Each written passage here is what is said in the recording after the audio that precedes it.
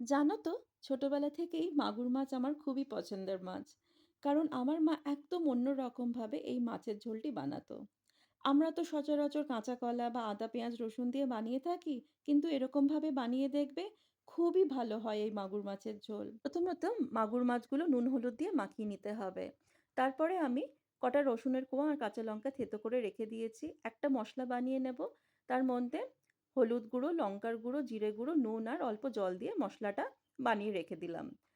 তারপরে মাছগুলো ভালো করে ভেজে নিতে হবে। ওই তেলের মধ্যেই লম্বা লম্বা করে আলু কেটে আমি ভেজে তুলে রাখলাম।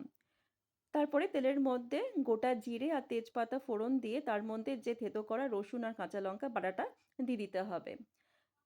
আলুগুলো আবার নাড়াচাড়া করে তার মধ্যে যে মশলাটা আমি বানিয়ে রেখেছিলাম ভালো করে একটু কষিয়ে নিয়ে মশলা ধোয়া জলটা আমি দিয়ে দিলাম। ঝাল অনুযায়ী কাঁচা লঙ্কা ব্যবহার করবে, এখানে আমি 3-4টে কাঁচা লঙ্কা ব্যবহার করেছি। তারপরে ঝোলটা ফুটে উঠলে মাছগুলো দিয়ে দিতে হবে। একদম শেষে অল্প একটু গোলমরিচ ছড়িয়ে দিয়ে ব্যাস তৈরি হয়ে গেল ঝাল ঝাল মাগুর মাছের ঝোল। গরম গরম ভাতে পরিবেশন করবে, একদম জমে যাবে। কেমন লাগলো এই মাগুর মাছের ঝোল নিশ্চয়ই জানিও। আবার দেখা হবে একটা রান্না নিয়ে। ততক্ষণ টাটা।